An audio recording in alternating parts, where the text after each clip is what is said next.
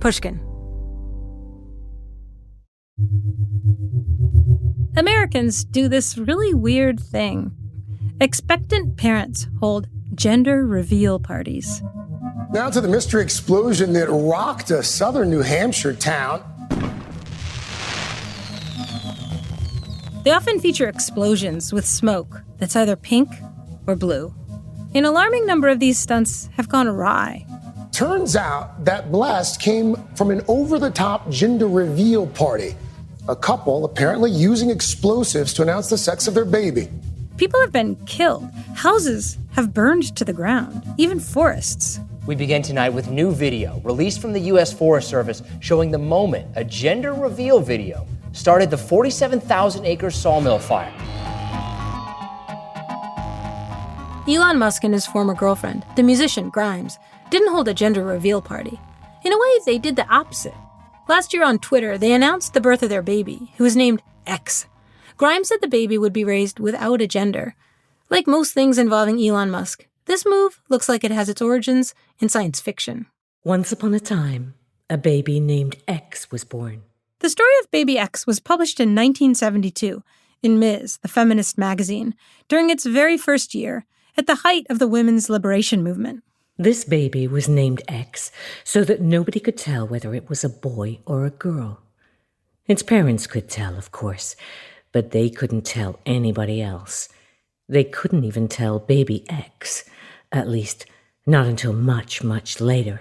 You see, it was all part of a very important secret scientific experiment known officially as Project Baby X.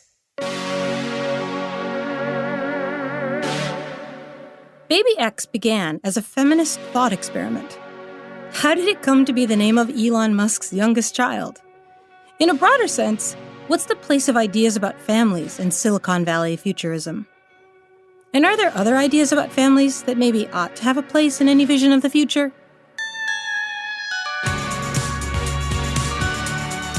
Welcome to the Evening Rocket, a special report. I'm Jill Lepore.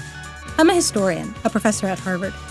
And for a long time, I've been studying the relationship between technological and political change. This series, I'm exploring a new kind of capitalism. Call it Muskism. Extravagant, extreme capitalism. Extraterrestrial capitalism. Where stock prices for projects from Tesla and SpaceX to cryptocurrencies and neural implants can be driven by fantasies that come from science fiction. I'm fascinated by science fiction, even by comic books. I once read a whole book, A Political History of Wonder Woman. The science fiction men like Elon Musk and Jeff Bezos adore generally concerns gleaming futures in which fantastically powerful and often immensely rich men colonize other planets. This episode, which is called Baby X, I want to take a look at the science fiction that's usually left out of that vision. New wave, Afrofuturism, feminist science fiction, post-colonial science fiction, including the story of Baby X. The smartest scientists had set up this experiment at a cost of exactly $23 billion and 72 cents. This might seem like a lot for one baby, even if it was an important secret scientific experimental baby. This sort of science fiction generally involves both ideas about gender and sexuality, and actual people who are not men, women and children, babies even. I think it can help explain the domestic politics of extreme capitalism. So blast off, back to the beginning of this century. No blue smoke, no pink smoke. Elon Musk met his first wife, the Canadian writer Justine Wilson, in college. They married in the year 2000 and had a baby who died tragically. And then triplets and twins.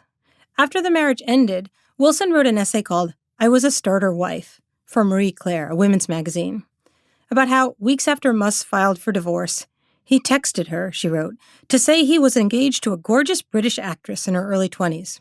Musk and that actress married, divorced, remarried, and then divorced again in 2016.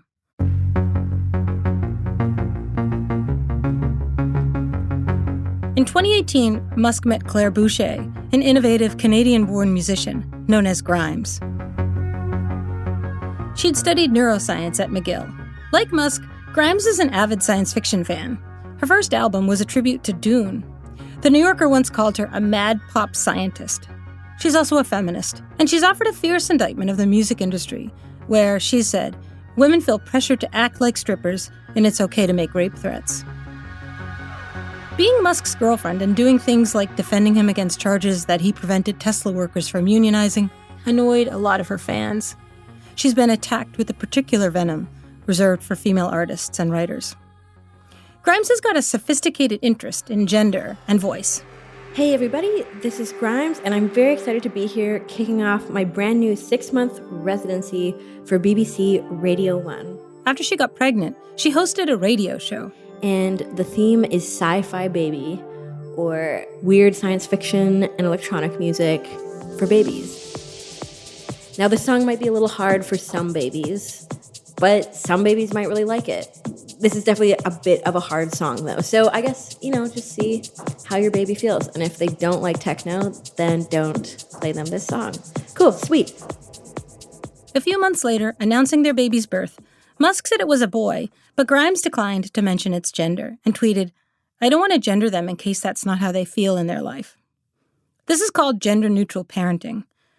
It's had some recent uptake among people, including celebrities, who support the cause of trans rights and who believe children should get the opportunity to decide their own gender identity. In 2011, when Grimes was at McGill, there was a lot of coverage of a family in Canada. Well, there's a couple in Toronto that is creating quite a stir right now because they're raising their baby what they're calling gender-free. This all seems very 21st century, born out of the heated contemporary culture war over trans rights. But it's also very 1970s and second-wave feminist. "It's an X" was absolutely all they would tell anyone. And that made the friends and relatives very angry. The story of Baby X from 1972 was written by Lois Gould, a novelist and mother of 2 boys, who was also an editor of Ladies' Home Journal and a columnist for the New York Times, where she wrote the Hers column. At the time Gould was writing, a lot of feminists had been arguing that kids should be able to wear whatever clothes they want and play with whatever toys they want, not just pants and trucks for boys and dresses and dolls for girls.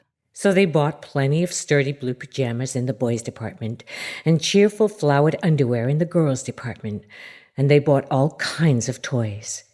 The head scientists of Project Baby X checked all their purchases and told them to keep up the good work. In 1975, Baby X, the feminist fable, led to an actual scientific experiment whose results were published in a journal article that was also called Baby X. Although the story was science fiction fantasy, the question of how adults would actually respond to a child appeared to merit investigation. 42 volunteers, mostly graduate students at the City University of New York, were put in a lab with a baby under different conditions.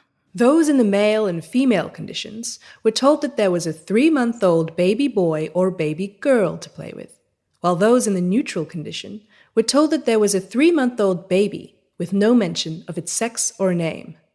Unsurprisingly, the volunteers interacted differently with the baby depending on whether they'd been told it was a boy or a girl or just a baby.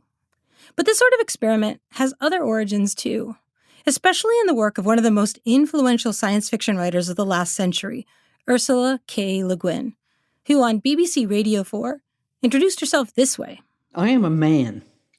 Now, you may think I made some kind of silly mistake about gender, or maybe that I'm trying to fool you because my first name ends in A, and I own 3 bras, and I've been pregnant 5 times. When I was born, there actually were only men. People were men. They all had one pronoun, his pronoun. I'm the generic he, as in, if anybody needs an abortion, he will have to go to another state." Le Guin was born in California in 1929. In the 1950s, she was studying for a PhD in Paris when she fell in love and got married. By 1964, she had 3 children. Her breakout book, The Left Hand of Darkness, was published in 1969. It's about a planet whose inhabitants have no fixed gender. "We're neither man nor woman, except with every moon when we're in Kemmer, and we're either." Le Guin once wrote an essay, a riff on an essay by Virginia Woolf, about how the subject of all novels is human nature, the ordinary, humble, flawed person. Woolf called her Mrs. Brown. Le Guin thought science fiction had lost track of Mrs. Brown and seemed to be trapped for good inside our great gleaming spaceships, hurtling out across the galaxy, ships capable of containing heroic captains in black and silver uniforms, ships capable of blasting other inimical ships into smithereens with their apocalyptic, holocaustic ray guns, and of bringing loads of colonists from Earth to unknown worlds, ships capable of anything, absolutely anything, except one thing. They cannot contain Mrs. Brown. And that's my worry, too. The worry that notwithstanding a baby named X, the future envisioned by Muskism, the future being built in Silicon Valley, it doesn't contain Mrs. Brown either.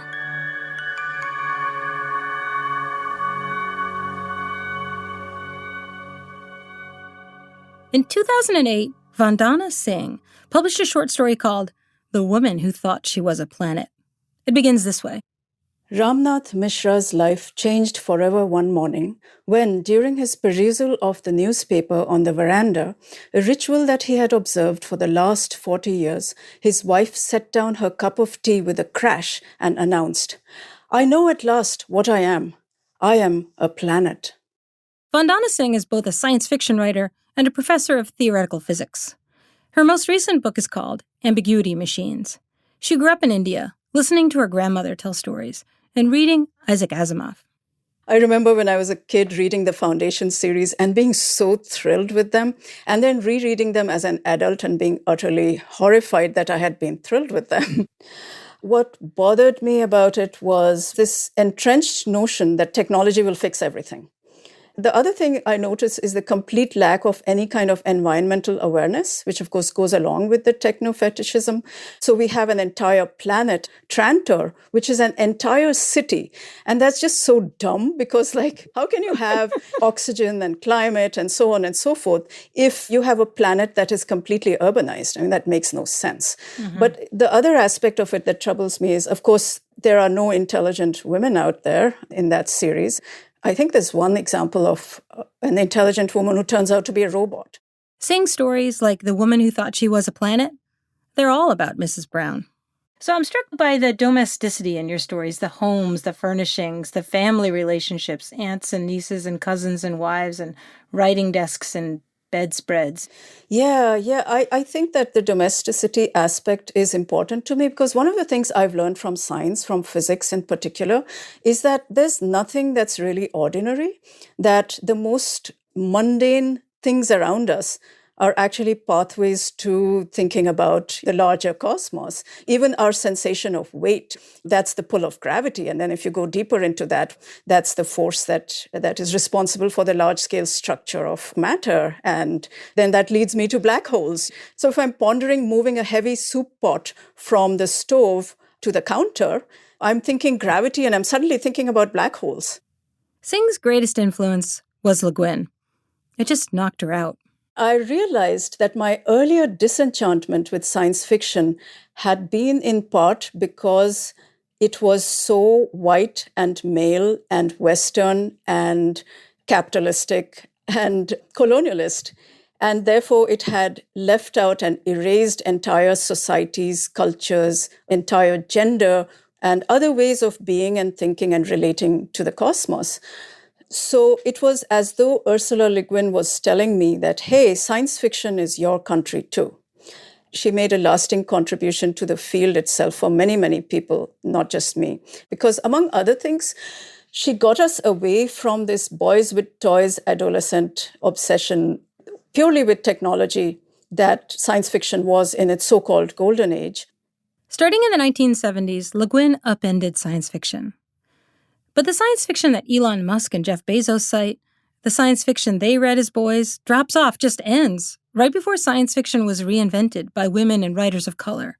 Octavia Butler, Margaret Atwood, Ted Chiang. To me, as a historian, Musk and Bezos' vision of the future isn't futuristic at all. It's antique, it's ancient. I asked Singh how she understands their attachment to stories written in the 1950s and even earlier. She said she'd come around to thinking that Silicon Valley techno-billionaires suffer from paradigm blindness. Because we live in such unequal societies and because white male super rich people have a disproportionate amount of power, they tend to keep this paradigm alive because it suits them. Paradigm blindness is a deficit of imagination, a culture's inability to imagine that other people really just don't subscribe to its view of the world. Singh thinks stories can cure that blindness. Stories are one way, not the only way, of course, but one way of changing the underlying narrative of the paradigm in which we are immersed. All of us suffer from blindness of one sort or another. What's different about Silicon Valley billionaires who are trapped in a cultural paradigm, though, is that they have enough money and enough power to build that paradigm. And then the rest of us are trapped in the world they're building, as if we're subjects of their experiments.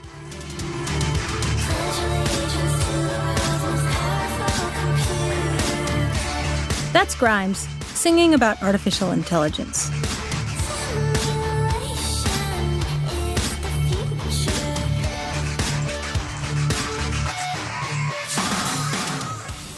Grimes and Musk are both storytellers. Their baby X was born in May 2020. 3 days after Grimes gave birth, Musk appeared on the Joe Rogan Experience, where the two men talked about how much they love babies. And then the conversation took an interesting turn. Babies are awesome. They are pretty awesome. They're awesome, yeah. I think of them as like these little love packages. Yeah, the little love bugs. I mean, also, I've spent a lot of time on AI and neural nets, and so you can sort of see the brain develop. You know, an AI neural net is trying to simulate what a brain does, basically. And you can sort of see it learning very quickly. It's just, wow. You're talking about the neural net. You're not talking about an actual baby. I'm talking about an actual baby. But both of them. Yeah. I find this completely fascinating, the relationship between the way a baby learns and the way a computer learns.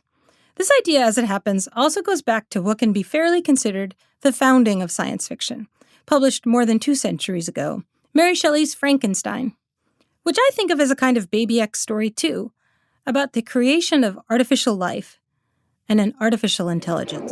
It's alive. Oh, it's alive. It's alive. It's alive. It's alive.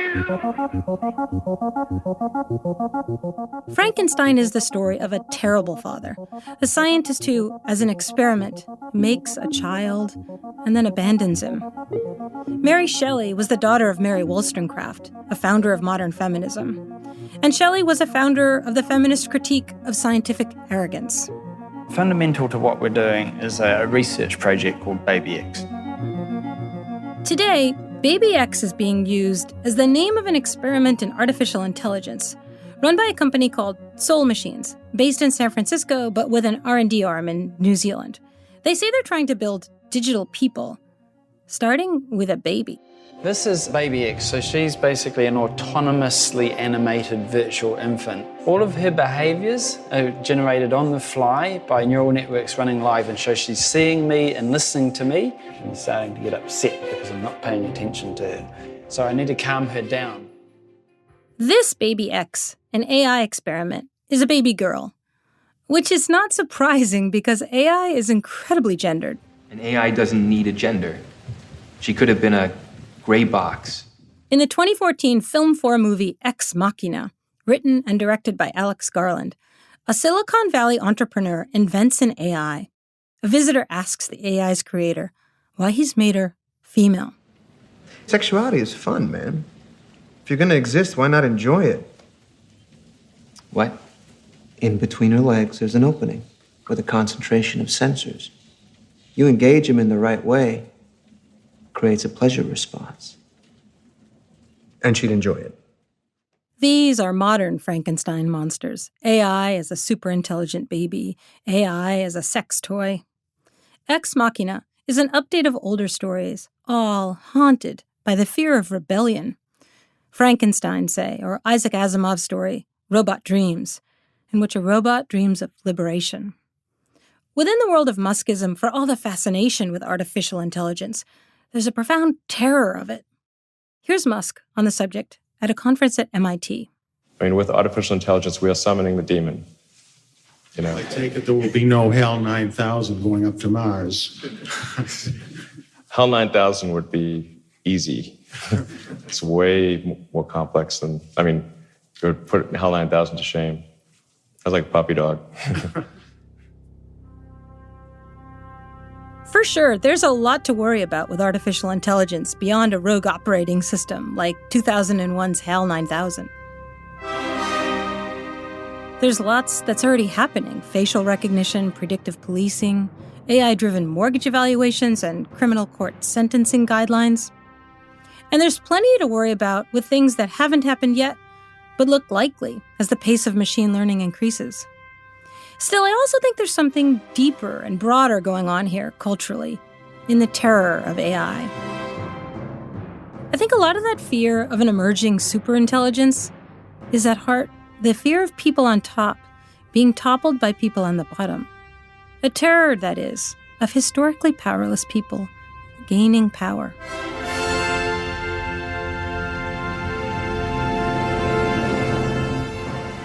Ursula K. Le Guin. The K is for Kroeber. She was the daughter of Alfred Kroeber, a professor of anthropology at Berkeley. It was a university professor's family in a university town in the 1930s and 40s when there were a lot of refugees from Europe. So I probably knew more foreigners and more Indians than most middle-class white American children do, and more people who came and visited from unusual places, the South Seas or up in the Arctic and so on, because they'd been doing field work there. Both of her parents studied Native American languages and culture. Her mother wrote a book called Ishi in Two Worlds, the story of a man her father called Ishi, a man they believed to be the last of the Yahi people. In 1911, Ishi emerged out of the woods. A local sheriff took him to jail, and Alfred Kroeber took him from there to the UC Berkeley Anthropology Museum, where Ishi worked as a janitor and also performed as a kind of museum exhibit. Kroeber recorded his voice on wax cylinders.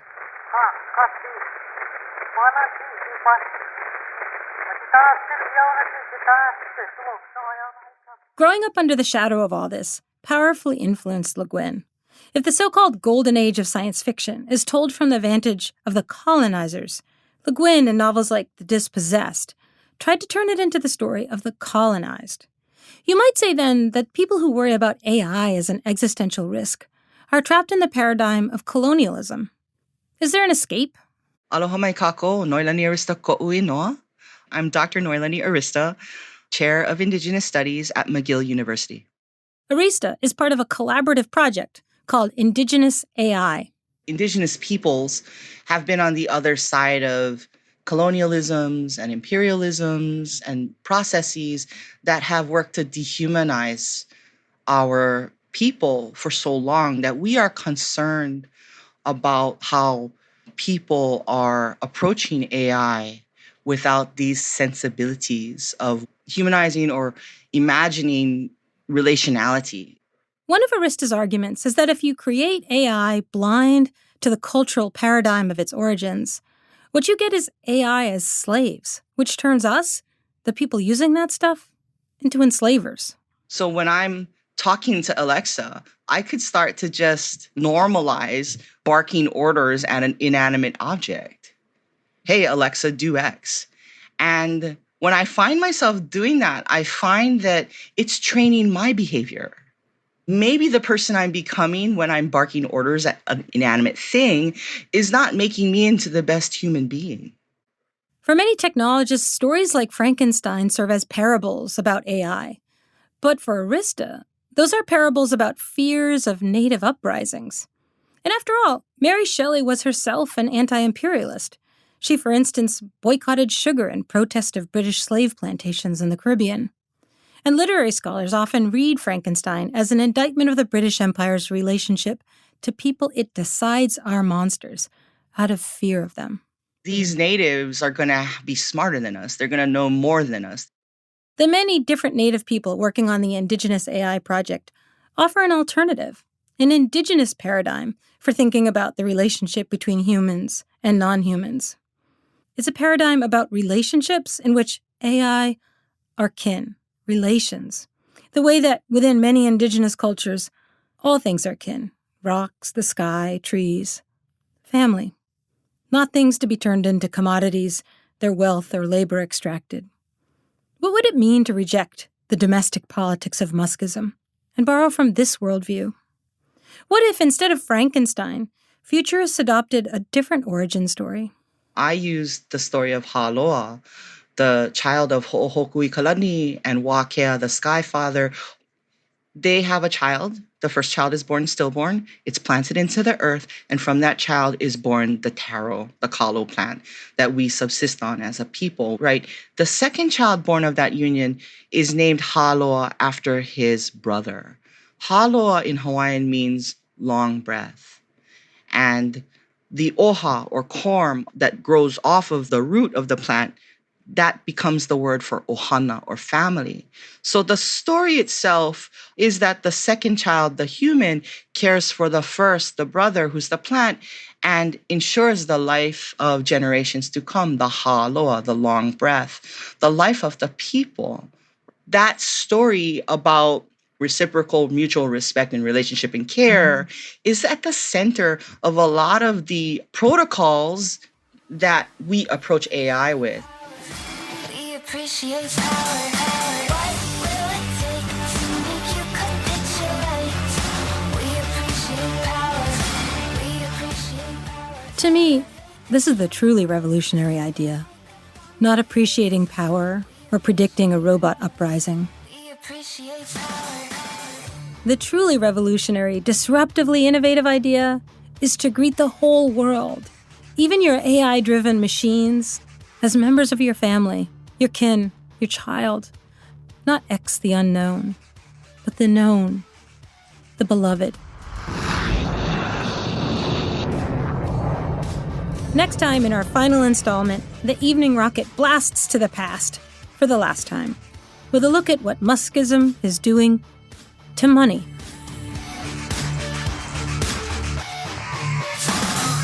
What will it take to make you capitulate? The Evening Rocket was written and read by me, Jill Lepore. For the BBC, The Evening Rocket was produced by Viv Jones. Oliver Riskin-Cutts was the researcher. The editor was Hugh Levinson. The commissioning editor was Dan Clark. Iona Hammond was production coordinator. Mixing by Graham Putafoot, and original music by Corntooth. For Pushkin, it was produced by Sophie Crane McKibben and Jake Gorski, who also did the mix and sound design. Production support from Ben Nadafafri. Our executive producer is Mia Lobel. Our operations team includes Daniela Lacan, Maya Koenig, and Carly Migliori. Thanks also to John Schnars, Jacob Weisberg, Maggie Taylor, Heather Fain, Nicole Moreno, and Eric Sandler.